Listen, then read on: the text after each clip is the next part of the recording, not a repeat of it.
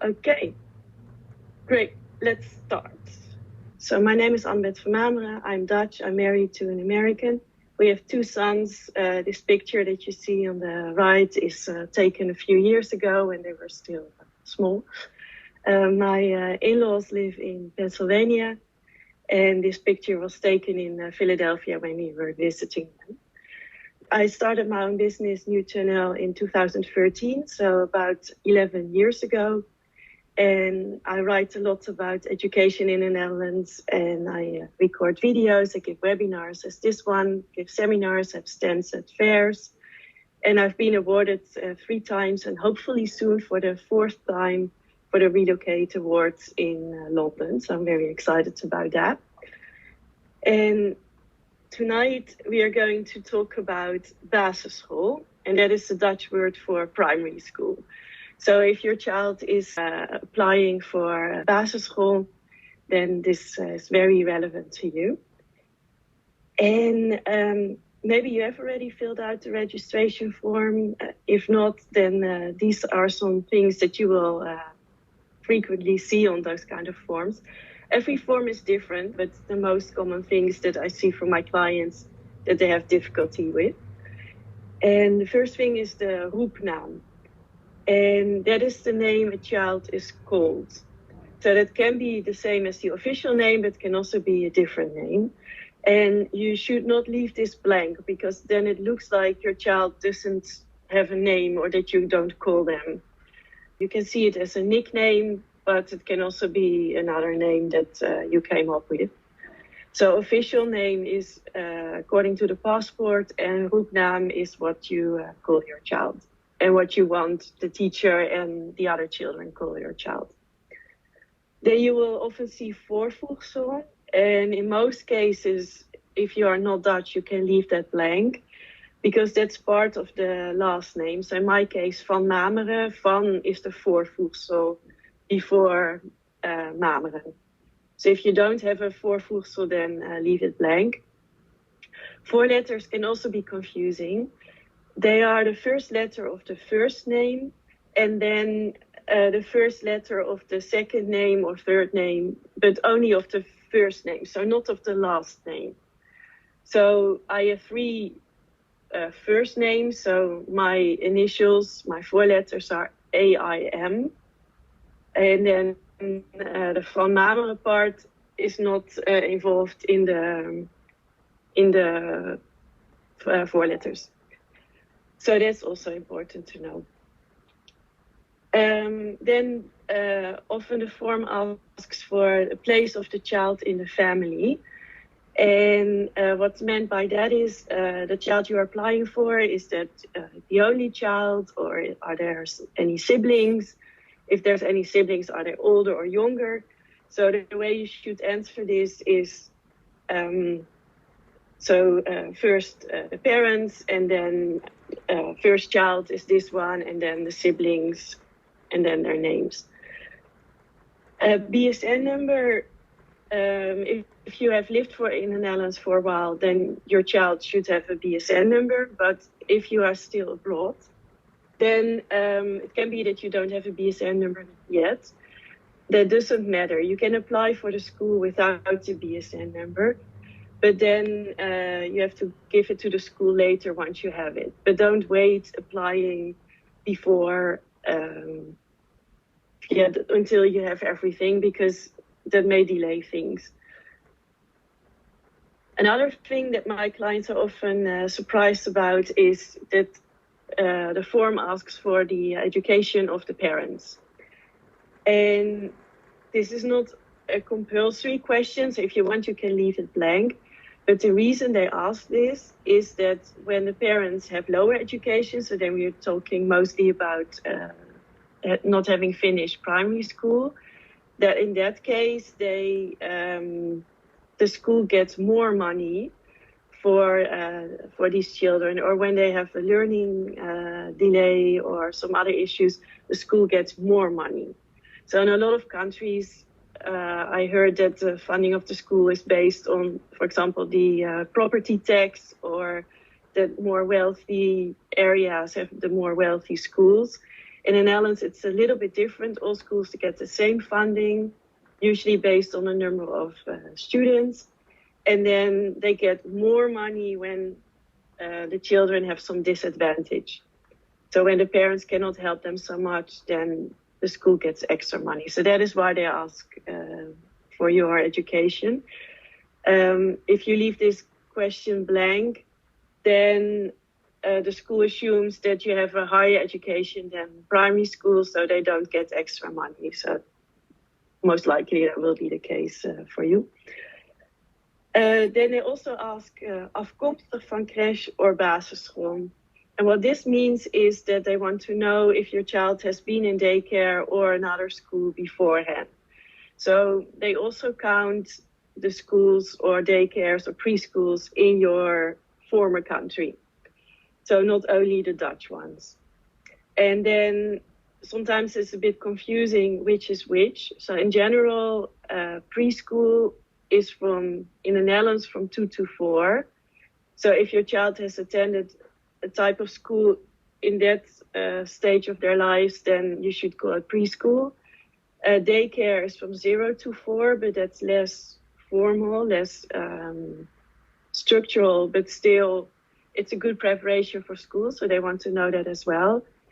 And if you say kindergarten, that is a bit confusing because what we call kindergarten is the first 2 years of primary school year, but in other countries, kindergarten is different ages.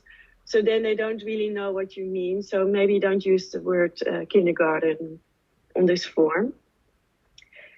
What they also want to know is the huisarts details. Huisarts is your GP, your family doctor. You need to have one in the Netherlands. If you don't have one yet, then you should arrange that soon. And if there's an emergency, the school will first call you as parents. And if they cannot get hold of the parents, then they might call the huisarts, the GP directly. So that's why they need to know this information as well. And they will also ask for the zorgverzekering, that is the health insurance company. In my experience, they never really use that. They ask for it anyways, but so I don't know really in which situations they would need that. But in any case, you are obliged to have health insurance in the Netherlands. So if you don't have it yet, then this is the right time to arrange for that. And they also ask for note numbers, and these are the emergency numbers. I've seen that some of my clients are putting their own phone numbers there, but that is not what it's supposed to be for, because here you should put the contact details of other people. So first, in a case of emergency, the school will try to call the parents, and if they cannot reach the parents, then they will call those emergency contacts. So it also shouldn't be someone who lives in a different time zone, because, that won't work. So emergency contacts could be your colleagues or your neighbors or your friends or your family if you have them, but someone who lives close by the school. And hopefully they will never need that. But it is important that the school knows who to call if there's really a serious emergency. So don't leave this blank, but if you don't have it yet, you can say, we'll provide this information later. Now, there's a lot of other things to talk about for school. And let's start with the beginning, and that is the first day of school, because here it already starts to get a bit confusing. Because most children start school the day after their 4th birthday. So they start throughout the year. So I know in a lot of countries, you have to wait until the beginning of the school year. That is not the case here. So if your child turns 4 in November, they can start school in November. If they turn 4 in May, they start school in May, and so on. And it is common that the schools ask a new child not to start just before Christmas or just before the summer vacation. Those are very busy times of the year. And for a new child who is still probably easily overwhelmed, who still has to get used to everything, it can be a bit too much. But it's also something you could discuss with the teacher. So maybe you want your child to start later, or maybe, yeah, you think it's okay. So discuss about that. It is very common that schools have an orientation period that is 1 or 2 weeks usually, that the child goes only to school in the mornings, and they build it up gradually. So it really depends on the child when they are ready for the full day. And this also depends on the school. So ask about that with the teacher. It's very common that you will be invited for an intake meeting a few weeks before the start of school, and then this is something to discuss. And also keep in mind that a child is not obliged to go to school until age 5. We'll get into detail a bit later. So you can also say they will go to school in the mornings for the first month or even longer, or I keep them home on Wednesday, or just whatever works for you. Of course, you have to discuss that with the teacher, but those could be options for them. And even if your child has been in daycare full time, the change to school is really a big one.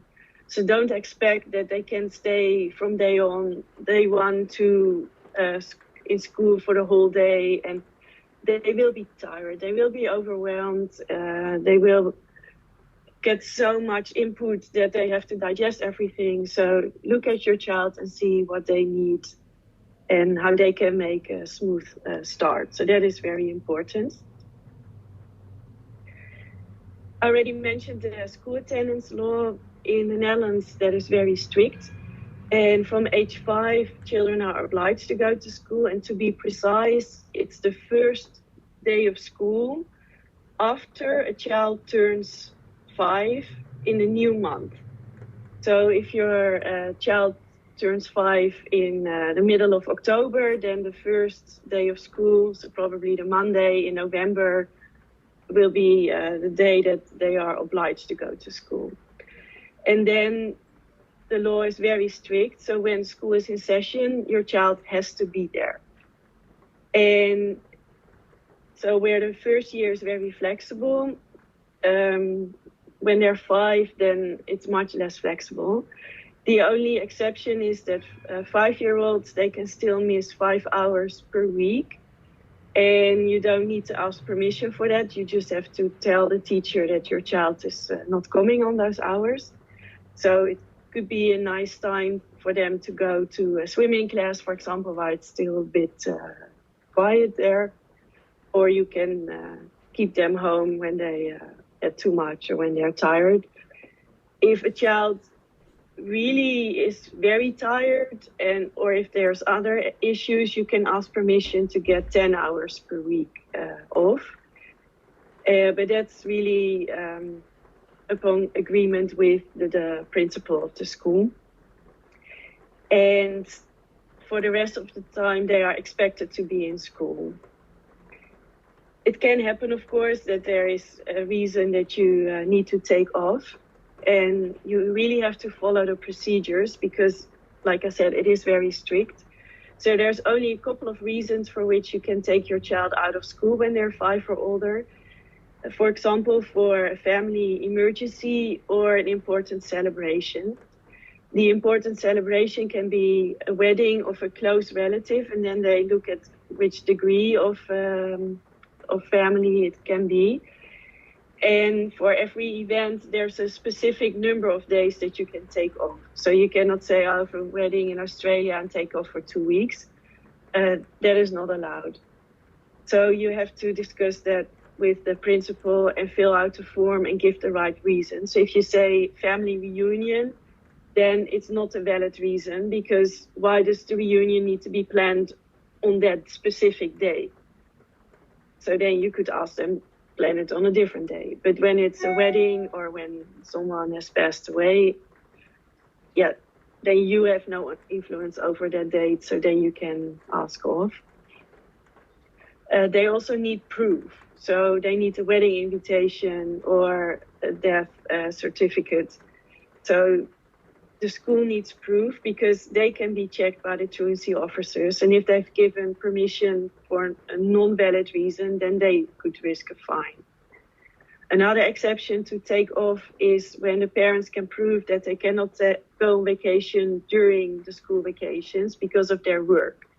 So if they have seasonal work, if they work in tourism, then of course you cannot go on vacation yourself during the summer.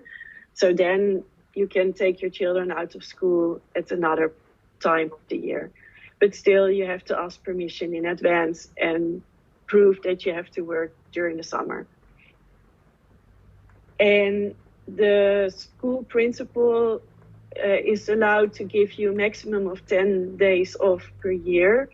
You are not entitled to those 10 days. So only if there's a valid reason they can give those 10 days. And if you need more than those 10 days, then the truancy officers will be involved. And then you really have to build a case why you need more days and if that's really a valid reason. My experience is when you talk with them in advance and you are reasonable and you make your case, then it will be okay. But don't assume that you will get those days. And sometimes you hear those stories that they check at the airport, and that could happen, especially before the summer vacation or before or after the May vacation. Then the truancy officers might check at the airport to see if a child doesn't need to be in school. And if you take your child out of school without permission, then they could give you a fine. It could be about 100 euros per child per day for the first offense. And when you go more often, then it adds up. So take this very seriously. So fill out this form in time, make sure you understand what are valid reasons and talk about it in a reasonable way.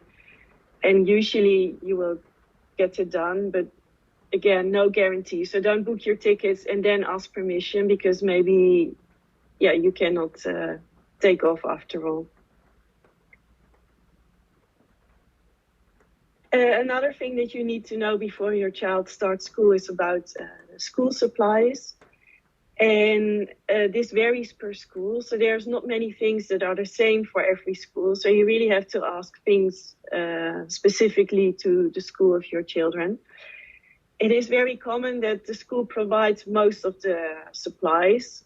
So in most cases, they don't need to bring books or pens or other stationery, but ask the teacher to make sure. What they do need to bring is a backpack in which A4 paper, so the regular size paper, fits in, because they will bring drawings and workbooks home. And they also need to bring their lunchbox and some fruit and two cups for drinks. Usually, it depends on the school. They often have rules for what you may and may not bring. So it's common not to bring any sweet stuff, no sodas and other stuff. So usually children bring water to school or milk maybe, or something healthy to drink. And it's also, especially for small children, a good idea to bring a set of spare clothes. They are expected to be toilet trained when they start school. So that is something that maybe you have to train with your children before they can start. But it is common they still have an accident every now and then. Don't expect the teacher to go with your child to the toilet because they can't. They have the full class of children and they cannot go to the toilet with someone. So you really have to train your child accordingly. But if they have an accident, then tell your child what they need to do so that they have spare clothes in their bag, and then they can change if needed. or when they play outside and it's raining, that they can change their pants, for example, or their shirt, or if they get dirty while playing in the sand. So a set of spare clothes is often a very good idea. Then some schools, especially like Montessori schools, they require inside shoes or slippers. So that is something you have to ask as well, if they need to wear something like that. When your child is wearing rain boots outside, then they have to take them off, and then maybe they want to wear some other shoes or slippers at school. So there's a lot of variations possible. So ask the teacher what is needed. And for the rest, the school will supply all the things. And then when they go on excursion, then it's common that they need to bring some more food than they usually bring, or some other things, but they will tell you separately. So make sure you read that paragraph if what to bring when they go somewhere. In communication with the teacher, that's something I get a lot of questions about as well from my clients. Also, this varies per school. Some teachers, they maybe have a partner who is an English speaker, or they've traveled a lot, or they took some additional courses.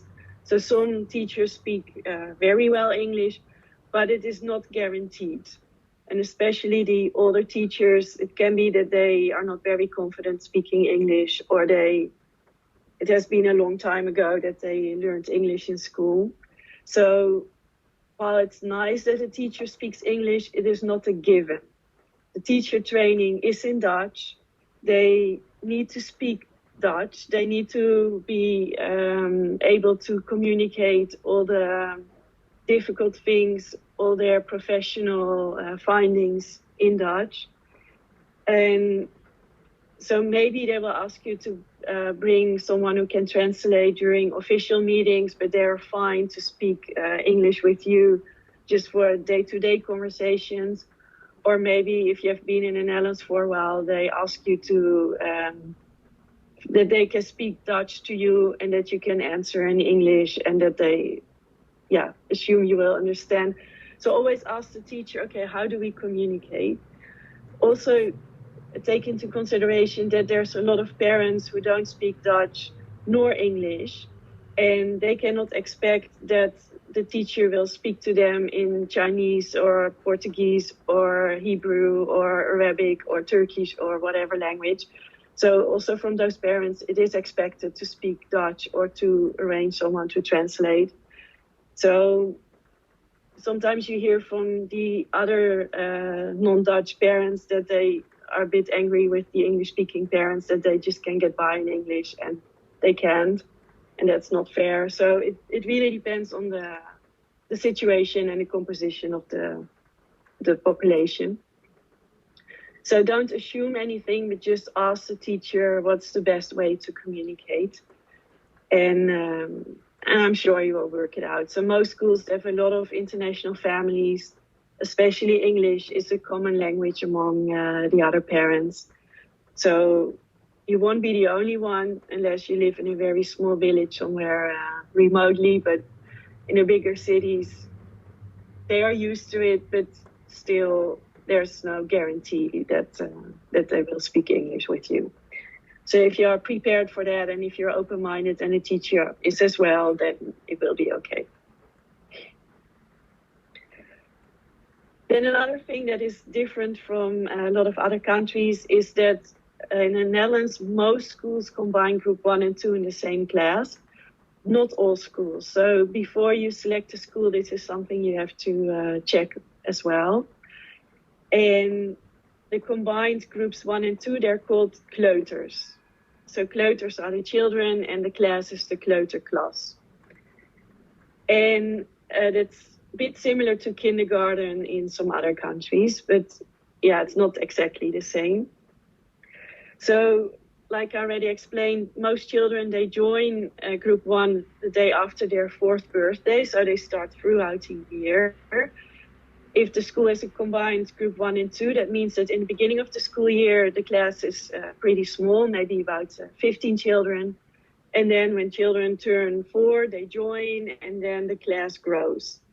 So at the end of the school year, the class is at the maximum size, and this is one of the reasons it's not a very good idea for a 4-year-old to join the class when they are so full. But then the older children will go to group 3 after the summer vacation, and then the class is small again. So group 1 and 2 is very dynamic. They don't follow a fixed curriculum. The teachers have a program to follow, but it's very flexible, and it consists of different layers. So they talk about the same things multiple times, but then for the older children, they add some more difficult tasks or some more responsibilities. And there's some repetition for if they still find it difficult, and it's all fine. So all children, they develop at their own pace, and they learn through play. So for example, they learn about the days of the week. And then for some children who just turned 4, that can be already difficult enough. So that's fine. But then for the bit older children, once they know all the names of the days and the order of the days, then the teacher can ask, so, okay, today's Wednesday. What day was it yesterday? And the day after tomorrow? And so on and so on, and then also including the date. And so they make it more and more difficult. And when children show interest in reading and writing, then the teacher can help them develop that. If they have no interest yet, that's also fine. So they really follow the lead of the child. So in general, the Dutch education is very child-led. And when they're a bit more advanced, then the teacher could ask, so, okay, you have now drawn a car. Can you also write the word for car? And then they just have to figure out by the sounds if they can find the right letters. And again, if not, that's fine. But so in that way, they can be challenged. And this is another thing that a lot of foreign parents are confused about. When does my child go to group 3? Well, also there's no standard answer, because they do look at the date of birth, but that's not the only thing they consider. So it is common that schools have the 1st of January as the cutoff date. So children before the 1st of January, when they started school, they usually spend a bit less than 2 years in group 1 and 2. And children who were born after the 1st of January, they usually spend a bit more than 2 years in school, in group 1 and 2. But they don't only look at the date of birth, but also how mature a child is, if they like to play with older or younger children, if they show interest in reading and writing. So they look at the whole child, and not only about when they were born. And some parents, they feel that when their child has to stay longer in group 1 and 2, that they are repeating the year and they're behind and they will be bullied. And I understand in some other countries that might be the case, but in the Netherlands, it is not like that.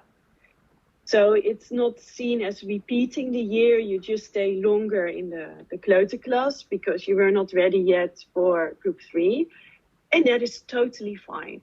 So there's different age groups in the class, and the older the children get, the more common it is that the children have spent longer in the kleuters, or they repeated a year, or they skipped a year, or they came from a newcomer class, learned Dutch, and then joined the school. So it really doesn't matter. It can easily be 1.5 or 2 years difference in the same class in terms of age. So it really depends on what is best for your child.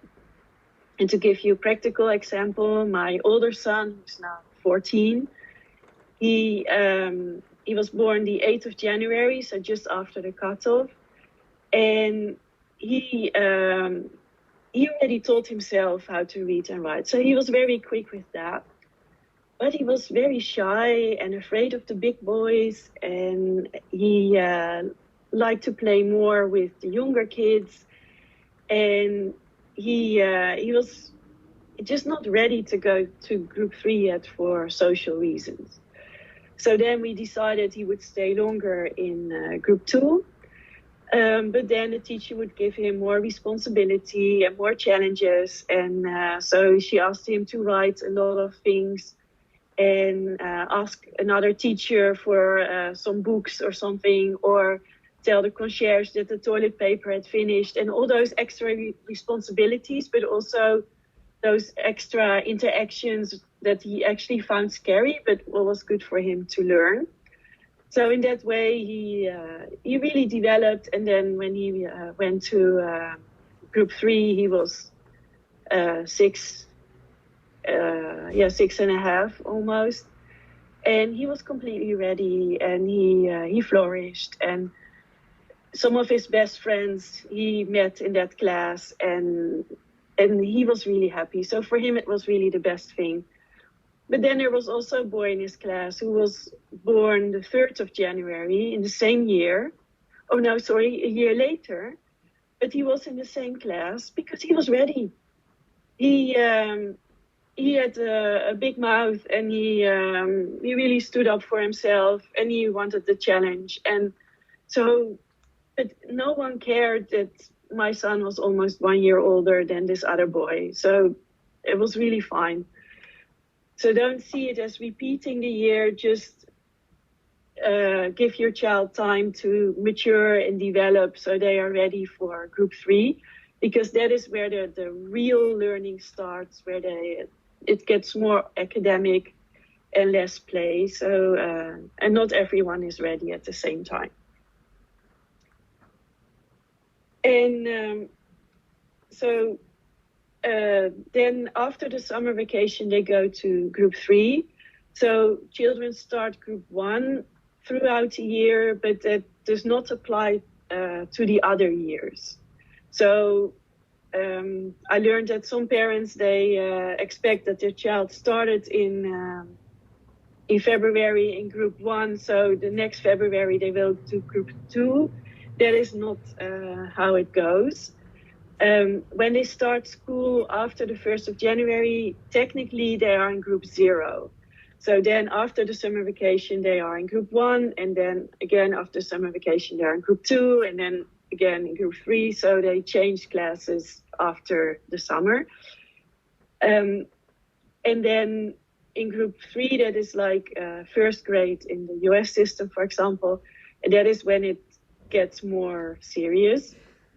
So they, in group 1 and 2, they gradually prepare for reading and writing, and it really starts in group 3. For some of you, that may sound late because most children are around 6 by then. There's been a lot of research that shows when you push children too early to read and write, it can lead to a lot of frustration and a higher dropout rate at a later stage, and losing the pleasure in reading. So that's why they build it up gradually here. And then there's again different methods to teach reading. Usually the children first get a new letter every 2 days. And then as soon as they can combine the letters, then they will read shorter words, and then they will add letters, and the words will get longer. So they don't read the full word at once. They read the letters and then combine them. So it's a different method from some other countries. But in general, it works well. And by Christmas, they can read all the letters, and then they start with easy books, and they build it up like that. The books, they are labeled.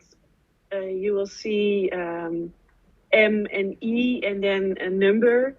The M is for the middle of the year, the E is for the end of the year, and then a number represents the group they are in. So E3 is the end of group 3. So that is the standard they are expected to read. But some children go faster, and maybe they're already in M4 or E4. And some children, they need more time, and that is also fine.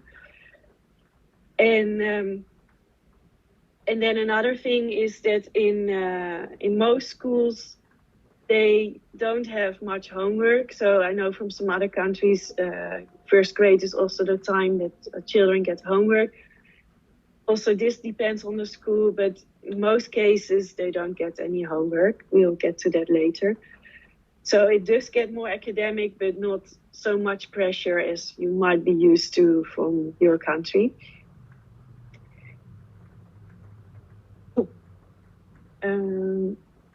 Yeah.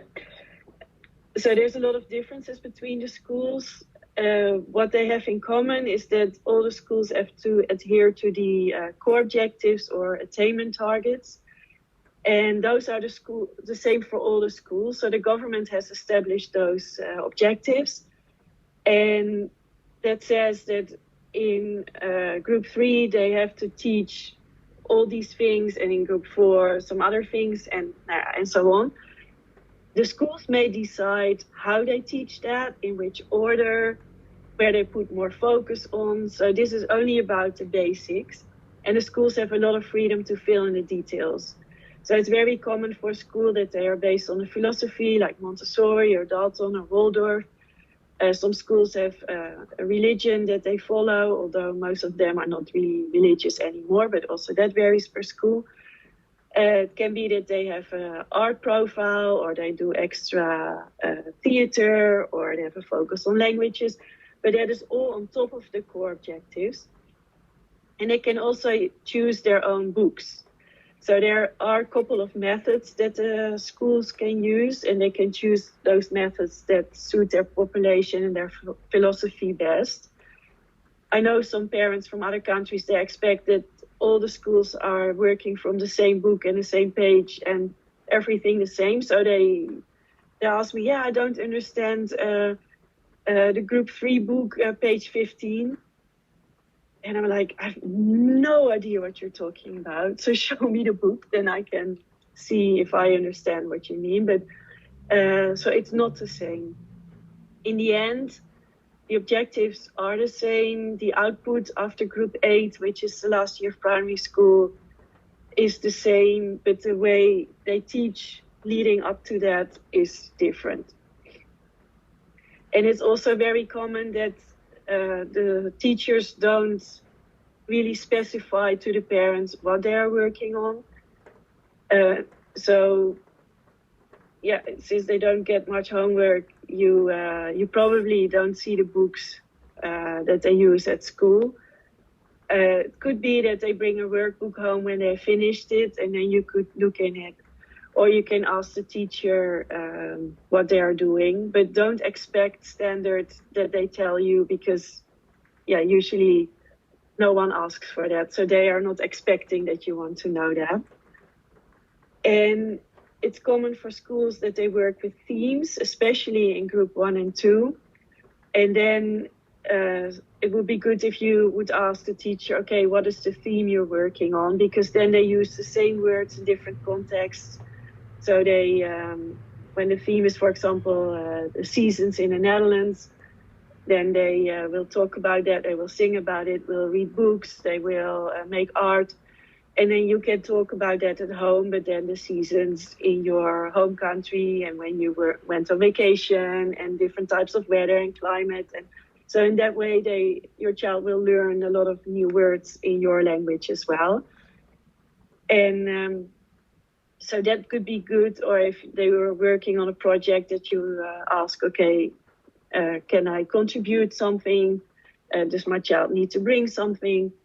So in that way, you can be a bit involved about what they're doing, but you're not expected to know exactly what they're learning at which moment.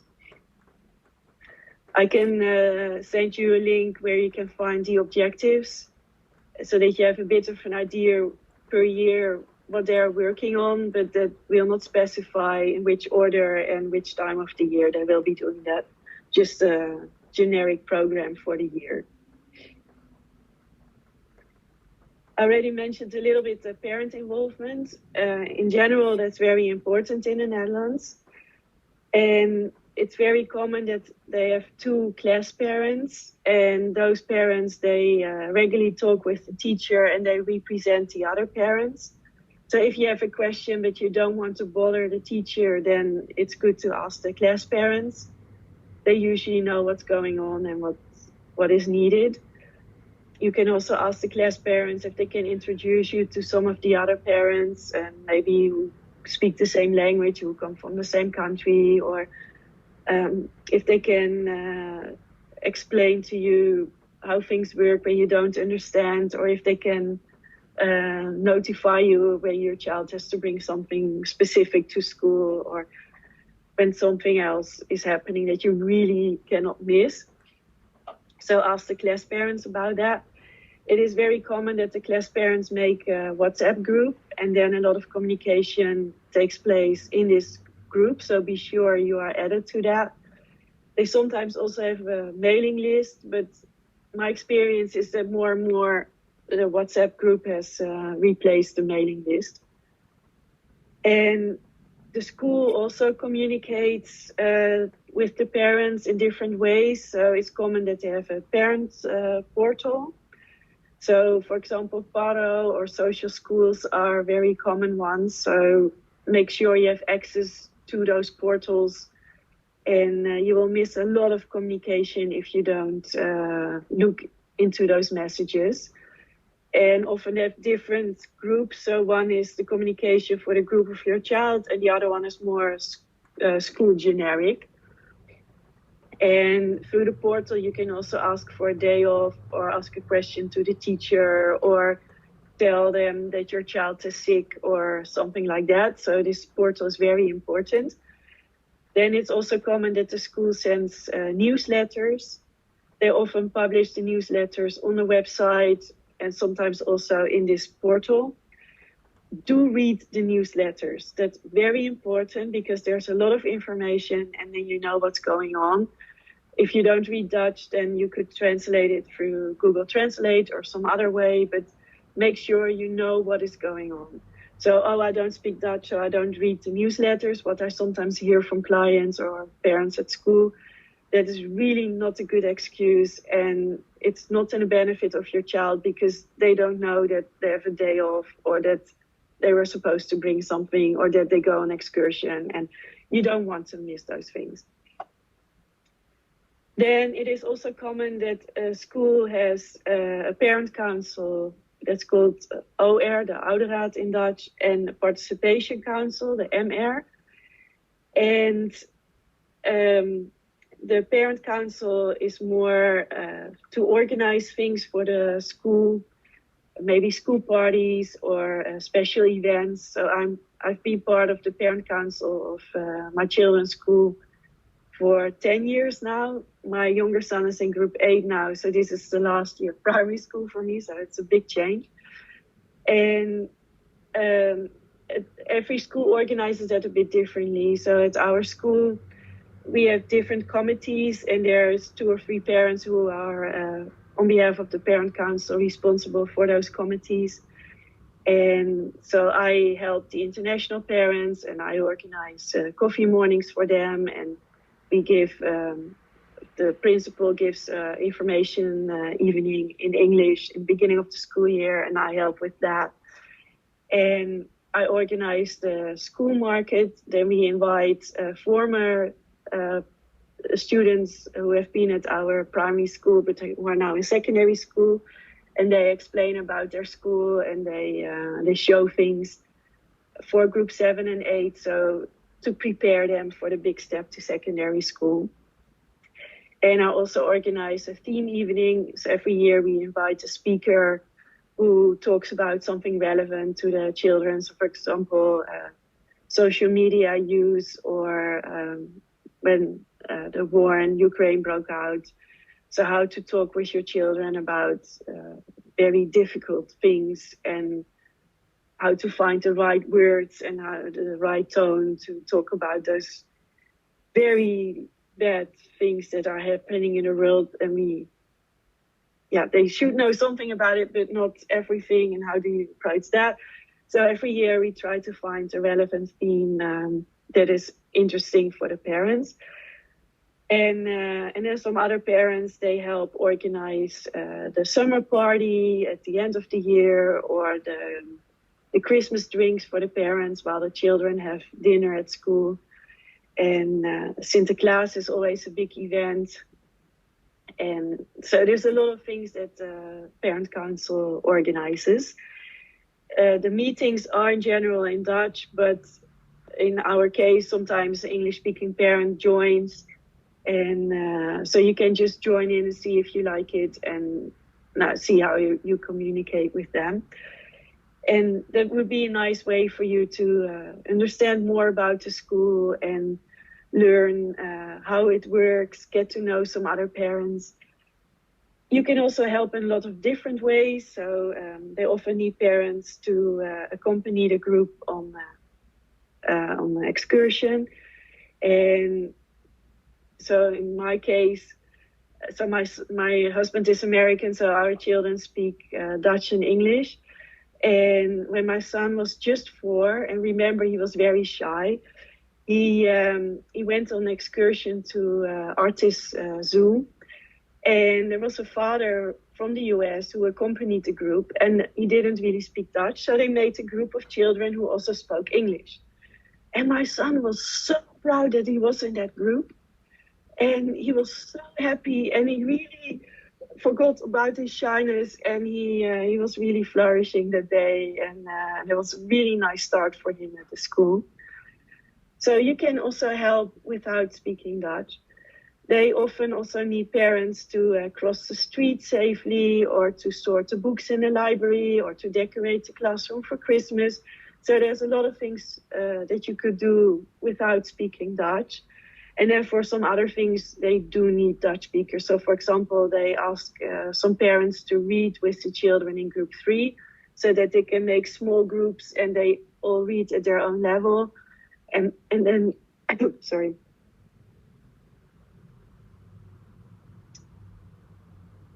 The teacher takes the children who have most difficulty with reading, and then they ask parents to read with children who are a bit more advanced, who need less support. And just ask the teacher if you can help, and there's always something to do. And it's a very nice way to get to know the teacher better, to have close communication with them, to get to know the other parents, your child's classmates. And it's definitely a good way to feel more involved in the school, and the school will appreciate it as well. And maybe you could read a book in your own language, and maybe there's other parents who speak the same language. You could do something together. So there's a lot of things that you could come up with as well. Very nice example in this case is that my mother-in-law she grew up in Centralia in Pennsylvania in the US, and there was a mine fire a long time ago, but still the smoke is coming out, and it destroyed the whole village. There's nothing left of that anymore, basically. And it's a very interesting story, and she wanted to talk about that in my son's class when they came over here. But of course, she doesn't speak Dutch.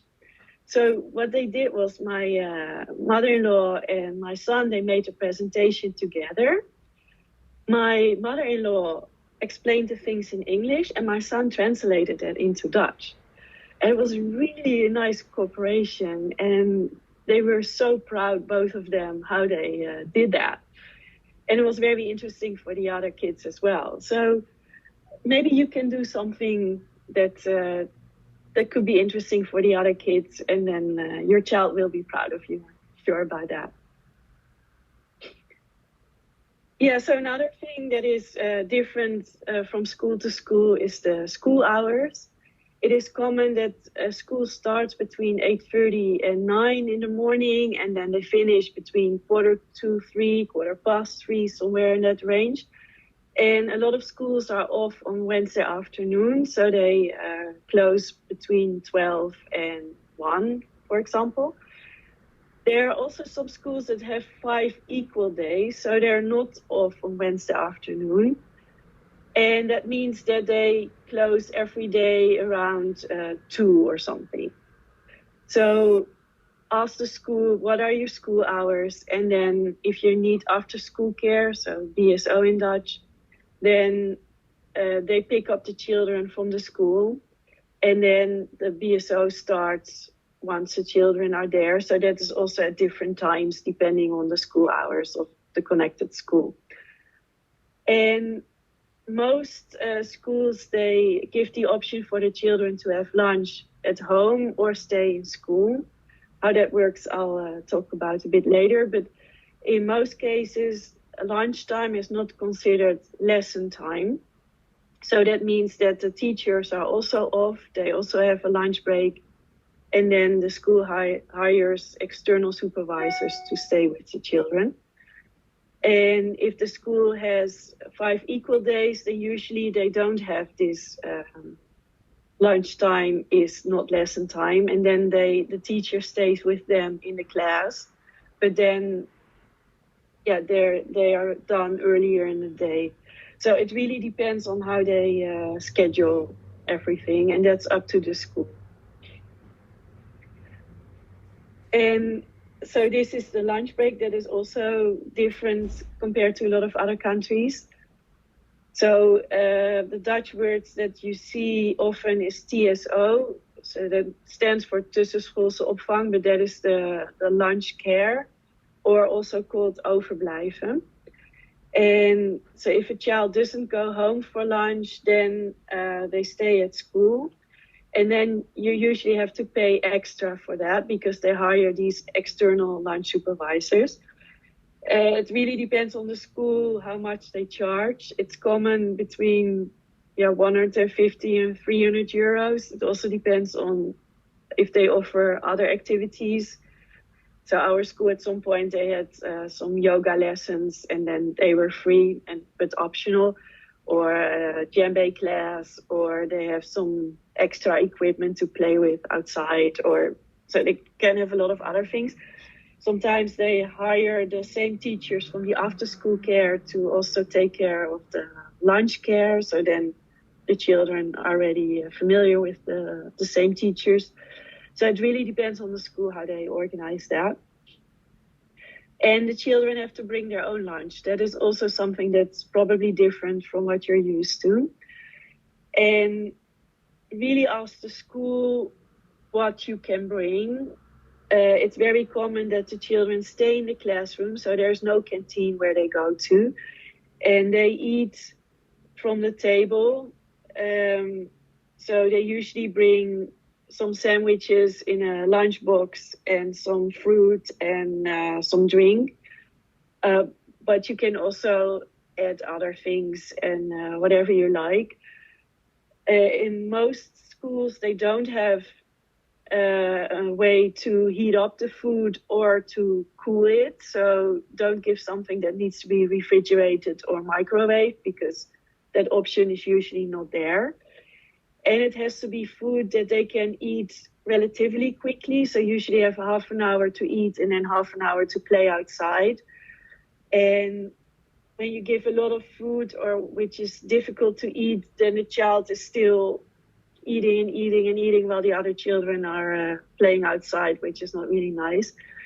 Also, don't give food that smells a lot because the other children might not like that. So really think about what is suitable and ask the teacher if you are in doubt. In general, the children have to finish what they brought. So if they bring a full lunchbox back, then you should ask the teacher what you could do about that, and ask your child why they didn't eat. Sometimes it's a simple thing that they don't know how to open a lunchbox, for example. So then you have to show that. Or I've also heard of some children, they were ashamed of the food that they got from their parents because it was so different from the other children that they didn't dare to eat. But of course, you don't want your child to be hungry for the whole day. So find a solution together with your child and the teacher. And it's also common, for example, boiled egg or some hummus and some carrots or something to dip in the hummus, or some crackers.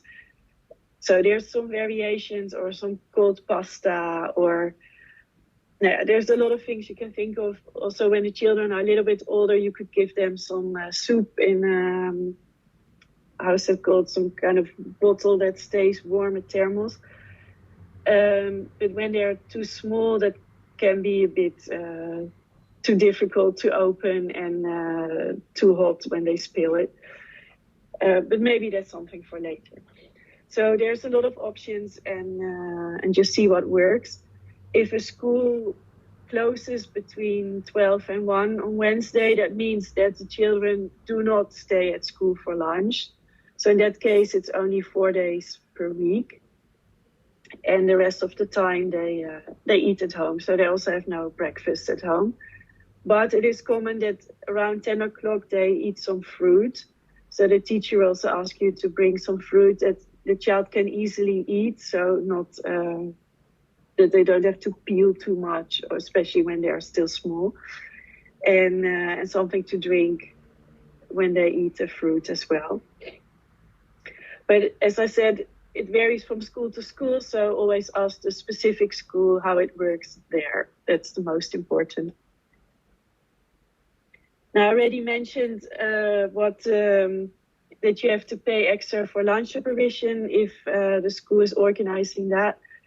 Also, the parental contribution varies from school to school. It is very common that the school asks for less than 100 euros per year.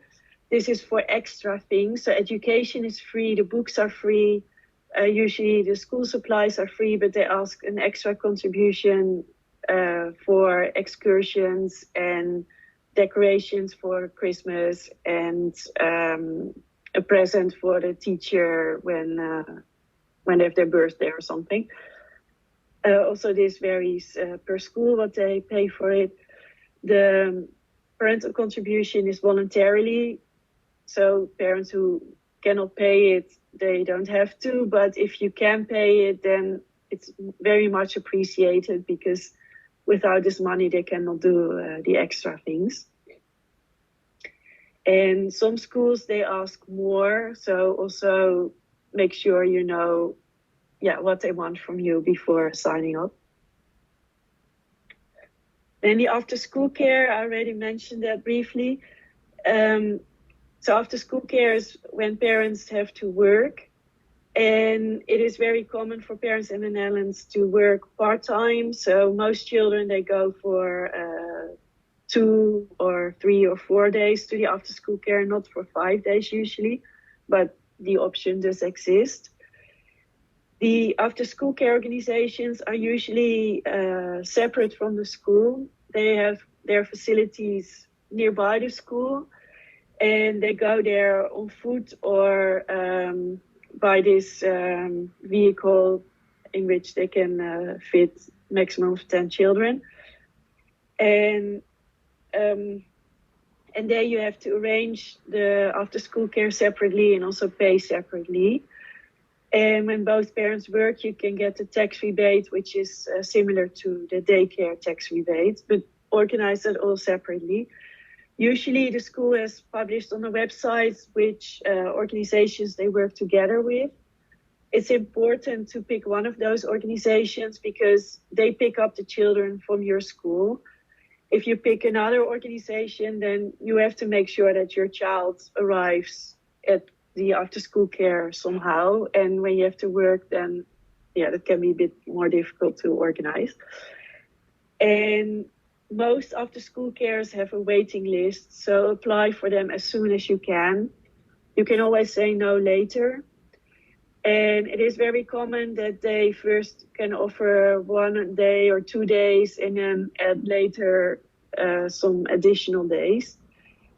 So also have a plan B. And if you don't have a school yet, but you can already sign up for the after-school care. So just look for the various schools in your area, which after-school cares they're connected with, and sign up for their waiting list. It is very common for children to go to a sports club or music school, and especially on Wednesday afternoon when the school is off. And also a lot of other activities and play dates and birthday parties take place on this Wednesday afternoon. So for children who go to the after-school care on Wednesday afternoon, that often means that they miss all these things.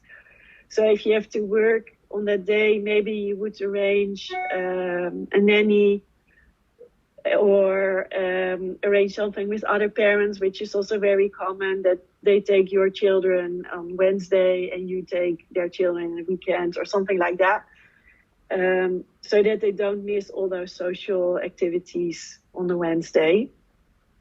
It really depends on what works for you, of course. But don't forget to apply for the after-school care because the waiting list is huge. Then the school vacations. That's also a complicated story because the Netherlands has been divided in 3 school areas. So on the picture on the right, you can see, so Amsterdam and Haarlem, for example, are in the northern region together with Groningen and Friesland and Drenthe and most of Overijssel. Then the cities like Rotterdam, The Hague, Utrecht, and the provinces of South Holland and Utrecht and most of Gelderland, they are in the central region. And then Zeeland, Brabant, and Limburg are in the southern region. And why you need to know this is that they all go on vacation 1 week after the other, and it changes every year. So if you ask me, when does the summer vacation start in 2026, I have no idea because I don't know the order and I don't know which region comes when. So you need to check on the website of that I wrote down here, so the schoolvakanties website. There you will find which places belong to which region and when they go on vacation in which year and in which order. But the best thing to do is check the website of your school because they can have additional days that are not mentioned on this generic national website. And they also have some other days, and they are called studiedag or lesvrij. And when you see this, that means that the teachers have to go to school for teacher training day or some important meetings, but the children are off. So do not make the mistake to try and bring your child on the studiedag to school because the fence will be closed and there's no teacher expecting your child to be there. And this is really school specific. So you will not find that on the national website. And it is also common that some schools, they have random studiedagen, so study days throughout the year. And then suddenly your child is off on a Tuesday and then a month later on a Thursday. And that doesn't make much sense, I think. So what some schools do is that they gather all those study days and put them into 1 week. And then they connect that week to an existing vacation. So, for example, coming up is the May vacation. Officially, that is 1 week. But it's very common for schools to attach another week next to the May vacation, so either beforehand or afterwards. That also varies per school. And so that's not official vacation, but that's official, some study days put together. So it doesn't matter how they call it, your child is off. And this changes from year to year, so always check the school's calendar. And my tip is, put everything in your agenda right away. Most of those parent portals I was talking about, you connect them directly to the agenda on your smartphone. So then you can exactly see what's happening at school. And if there's other days, then in the beginning of the year, when you get the schedule, put it all for the whole year in your agenda so you won't have any surprises. And it's also common that the schools give a paper calendar for the year, but it also depends on the school if they do that or not. So check those dates frequently.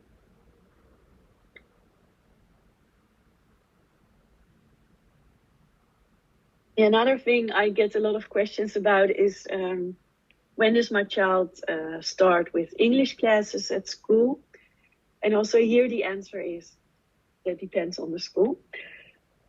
By law, the school has to start teaching English the latest from group 7, which is around age 10 usually. But more and more schools, they start earlier. And when they start in group 1 or close to group 1, then they're called VVTO schools. And that means early foreign language classes.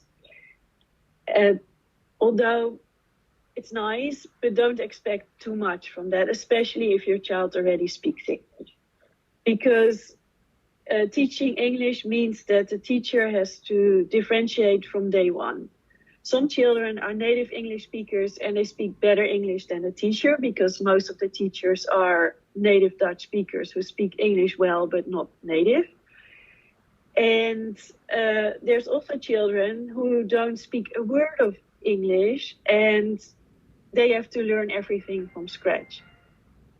And then there's a lot of children, they don't speak English at home, but they have picked up English from traveling, from family friends, from TV, iPad, YouTube, you name it.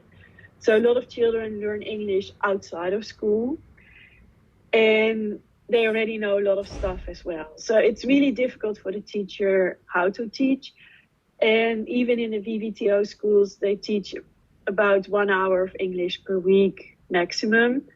So don't expect too much. My advice is do not select a school based on how much English they teach, and especially not if you already speak English at home. There's a lot of ways to learn English outside of school.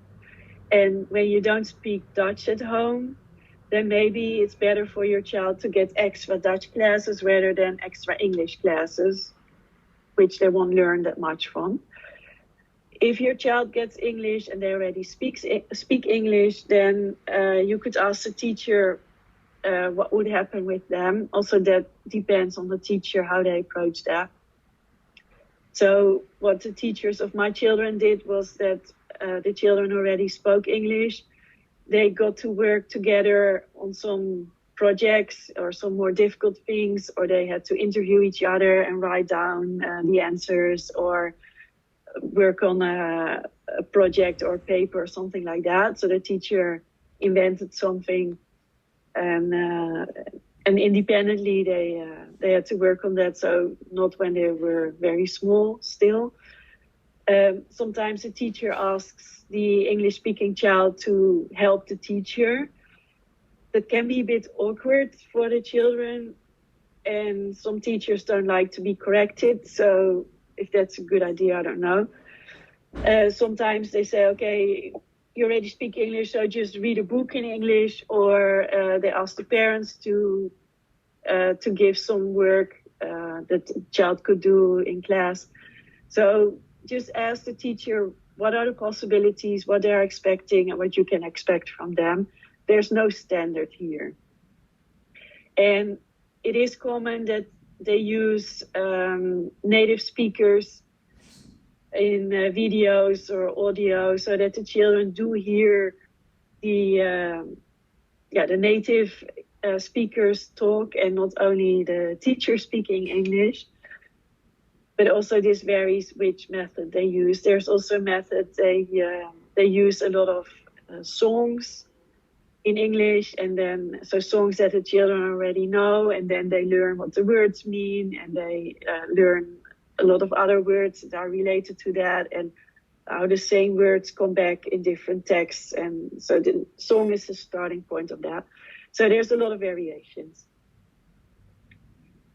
And then homework. I already addressed it a little bit. So also this varies per school, but it is common that if the school gives homework, it's not earlier than group 6, more or less, or they build it up gradually, but still it's not much compared to a lot of other countries. If they give homework, it's homework for the children and not for the parents. So some parents, they ask me, yeah, I don't speak Dutch, how can I help my child with their homework? Well, the answer is you don't. So it is nice when you know what the theme is, or you know what they're working on, so you can talk about those things in your own language. And a lot of children, they need to be reminded that they have to do their homework. So ask them, do you have homework? By when is it due? Usually they get a week or so to work on it. And that they have a space where they can do their homework, where it's quiet, when there's not many interruptions. Keep their phone away from them while they're doing their homework. That's very important too. And so, and if you have doubts, then ask the teacher. If your child finds it difficult to do the homework, then it usually means they need more instructions in class. So it's not expected from you that you explain it. You should ask the teacher to explain it again to your child. They also use a lot of different methods than the way you have learned it in your country when you were in school a long time ago. For me, it's the same. I'm Dutch, but some of the, especially math methods, I really don't get how they're teaching it. So don't try to help, because you're only confusing your child. And so just ask the teacher. There's also a lot of YouTube videos that especially used for the older of kids in older groups. And then you can type in the name of the book and the year, and then they will have videos and explain it. And that's then the right way, so how they also learn it at school. So that's better than when you would explain it to them. And then some schools, especially Montessori schools, they're known for not giving any homework, but also this varies from school to school. And then when they are in the group 7 and 8, then they start preparing for secondary school. And in secondary, there is a lot of homework. So then they really need to be prepared. And then usually also have to bring an agenda and keep track of everything that's happening during the week. So also the private things and the family things. And when the homework is due, some schools, they work with week tasks. Then they have to plan the tasks and then finish them at school. And if they don't finish in time, then they have to bring the work at home. So all those things are that you could ask the teacher about, and they're all different. Another big thing for Dutch schools is play dates, and do not underestimate the play dates. And usually the children organize those play dates spontaneously. And it's very common that you go to school to pick up your child, and then your child asks, oh, can I bring my friend home? Can they play with me? Or can I play with them at their house? And of course, if it doesn't work for you, then just say, no, we'll organize that another time. And but if it does work for you, then it can be a very nice way for your child to get to know their friends better. Usually play dates are one-on-one, or maybe with 2 children, but that's the max. And sometimes 3 children can be a bit difficult dynamics. And it's common that the child plays at home with the other child, and then the parents come to pick up their child from your house. So when you host the play dates, then the other parent comes to pick up, and the other way around if your child's playing somewhere else. And usually the children play themselves at play dates. So maybe when they're younger, you try and regulate it a little bit, or you come up with some activities. But it's really a way just for free play to talk. So it's a very nice way for your child to learn more Dutch if they don't speak Dutch at home, and to get to know their friends better. And but it can be overwhelming at times. So sometimes children want to play every day with someone. So for some children, it helps if you make a schedule in advance, that you say, okay, on Monday, you can bring your friends home to play. And on Thursday, you can play at your friend's house. But the other days, we cannot have play dates, so that they know that in advance.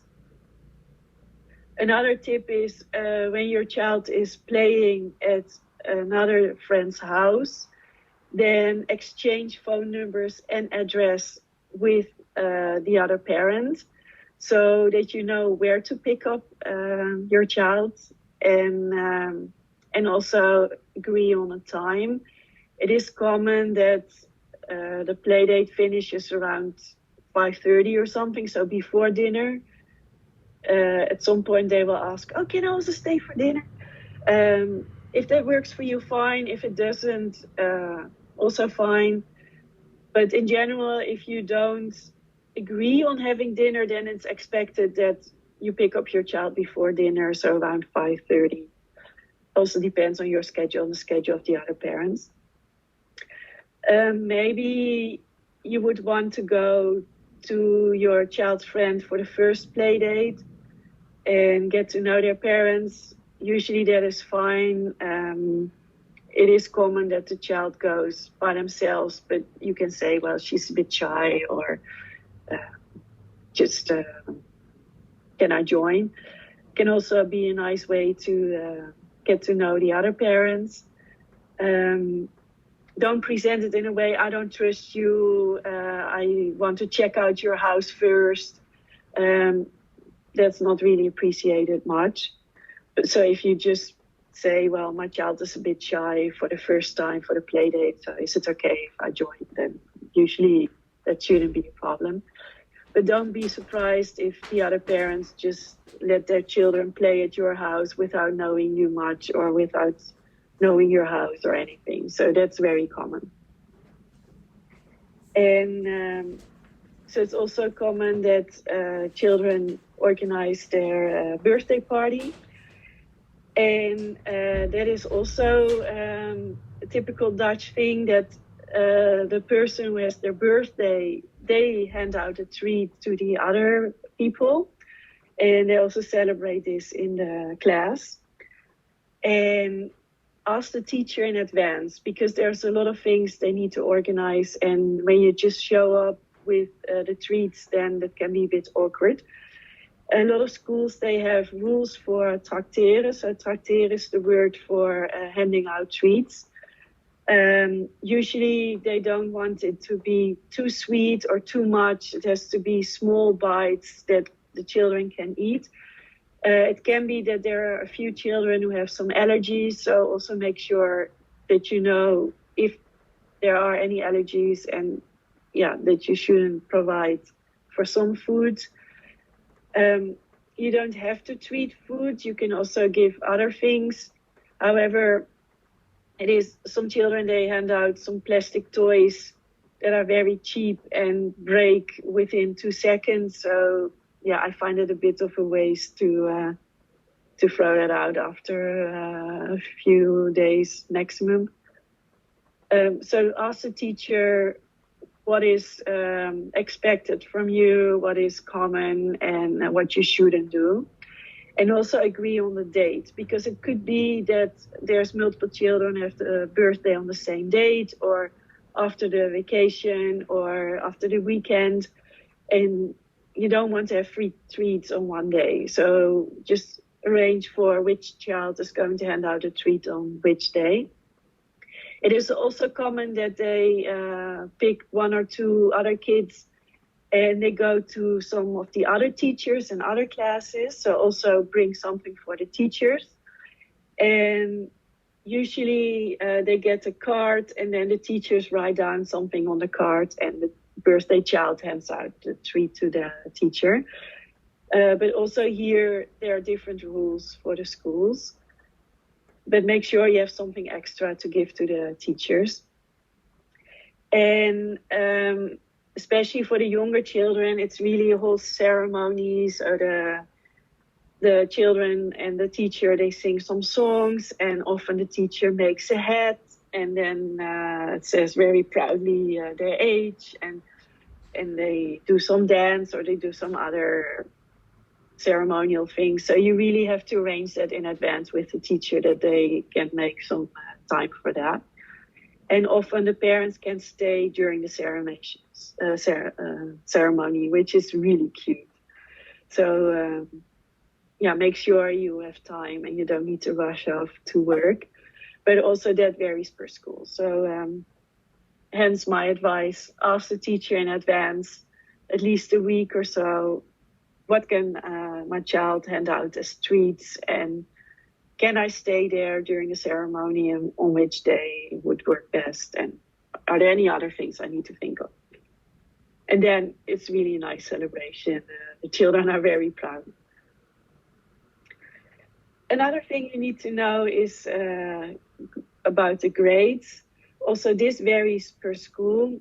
So officially, the grades range from 1, which is very bad, to 10, which is the maximum. They say in the Netherlands, 10 is only for God, because it means that nothing could have been improved. Everything is perfect, and no humans are like that. So a 10 is very seldomly given. Also, a 1 is very seldomly given, because that means everything was wrong and now there's always something right. It is also common for schools that, especially for the younger children, they don't give any grades at all, or they only say sufficient or insufficient or good, but no number attached to that. And the way they grade the tests is also very different from most other countries, because I know in a lot of countries it goes by percentage, so how much percentage of the test you answered correctly, that's your grade. Here it varies per test, really. So the teacher decides how many mistakes you can make before they take out a grade. So out of the 10. So if it's a very easy test, and then it can say every mistake you make, we deduct 1 point. So 2 mistakes is an 8. But it can also be that it's a very difficult test, and they say, okay, after every 10 mistakes, we deduct 1 grade. So it really varies. It's very hard to know that in advance. So don't talk about percentages, because that doesn't mean anything to most Dutch people. And 5.5 is the minimum sufficient grade. And a lot of Dutch are known for what they call the sixes culture. And that means that a lot of people aim for a 6 that is sufficient, then you pass. And no one really cares how high you score. So there's in general no competition in the class.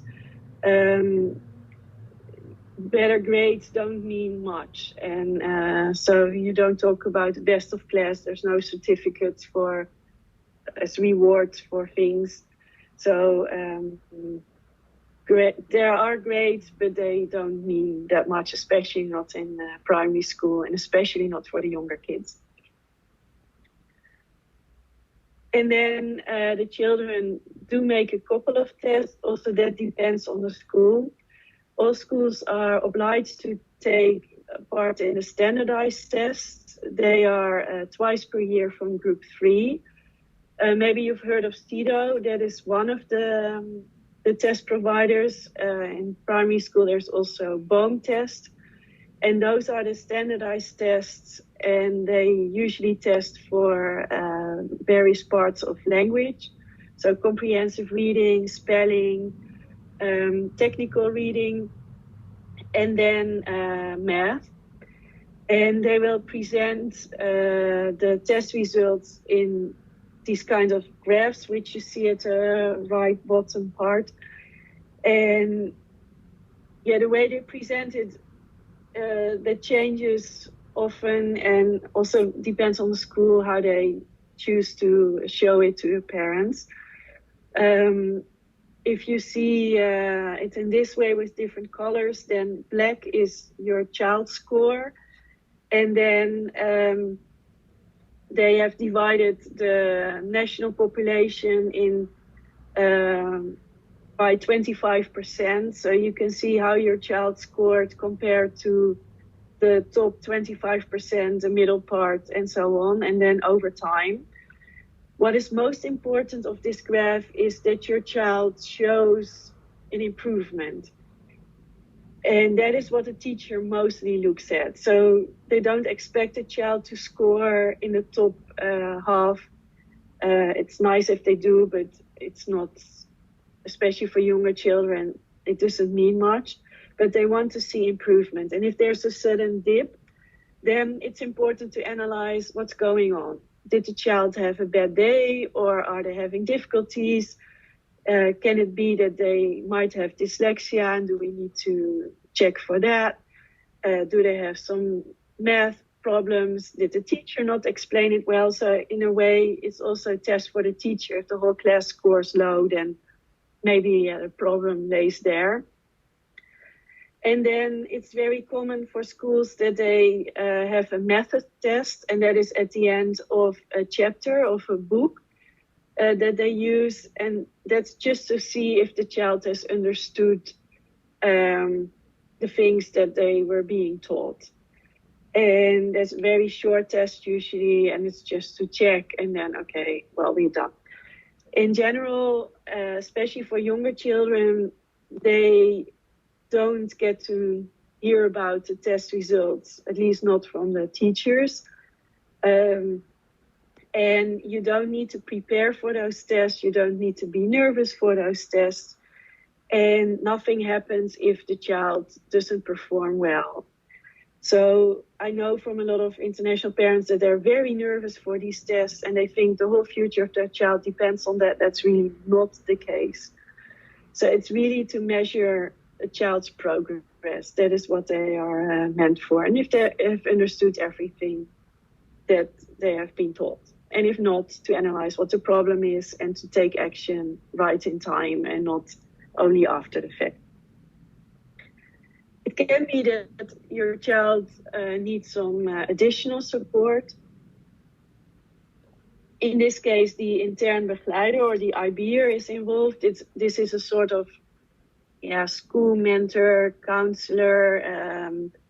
They help the teachers, and they can take some additional tests with the children. They can not officially diagnose, but they can have suspicions of dyslexia and then refer you for an official test.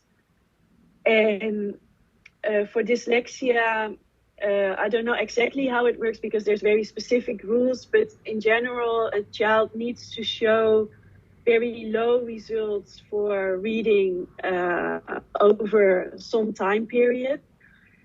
And so multiple years usually, or I think 3 test periods, so 1.5 years is the minimum. And then the school has to have created a program to help the child. And only then, if they keep on scoring low, then the school can ask for a dyslexia test. This test costs about €1,000, so they don't want to do that for nothing. So they will only refer for this test if they're serious suspicious for dyslexia and everything they've tried didn't help. And then with children who speak multiple languages or they don't speak Dutch at home, it's always a bit difficult because do they have difficulties in reading because Dutch is not their native language? So that's always a difficult discussion. And sometimes the parents and teachers have different views about that.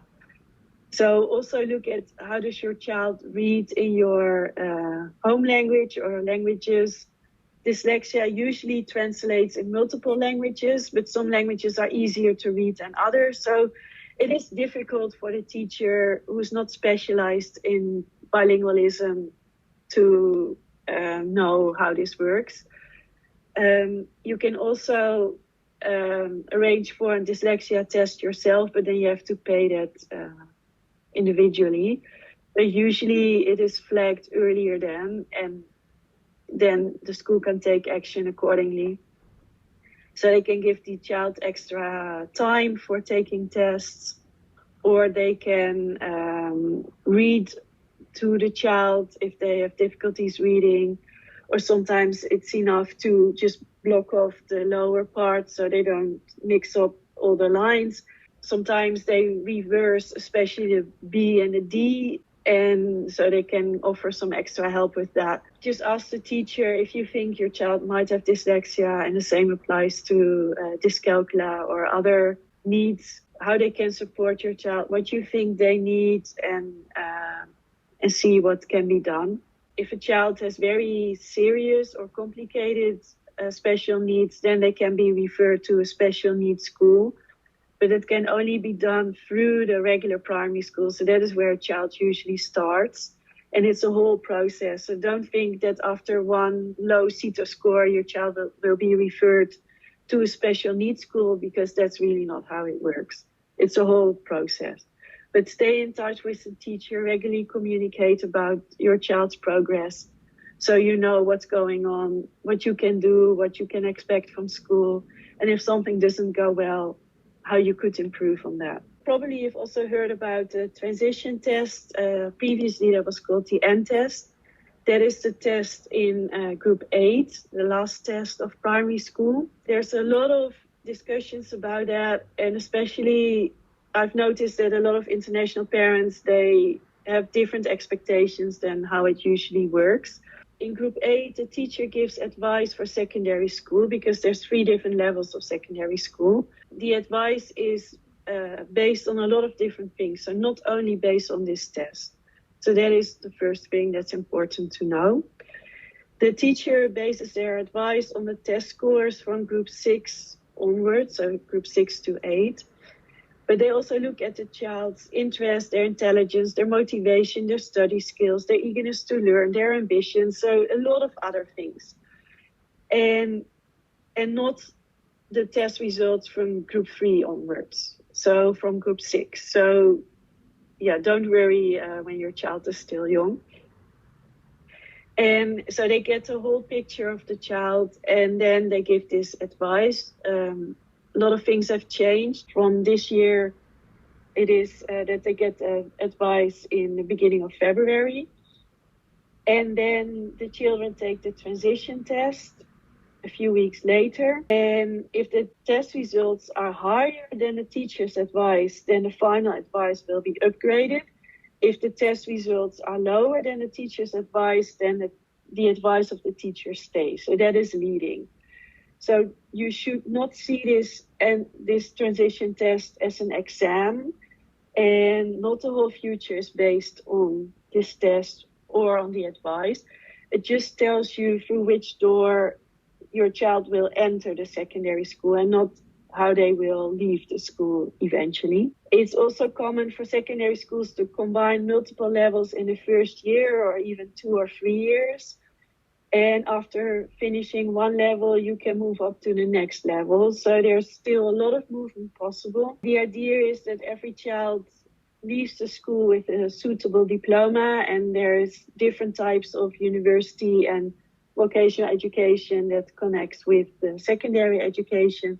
So based on the child's interest, intelligence, ambition, so all the things that the teacher in group 8 looks at. But of course, a lot of children, they still develop, they mature, they grow, and that is all fine as well. So don't worry too much about this. I see we are already a bit over time. I hope you don't mind.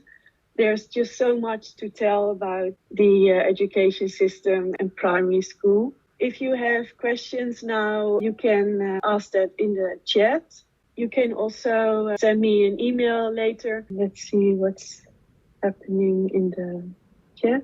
So when your children are still young, you don't really have to think about secondary schools, but when they are in group 7, it's a good time to already visit some open days and already get the understanding of which schools are available and what they offer and which levels and everything.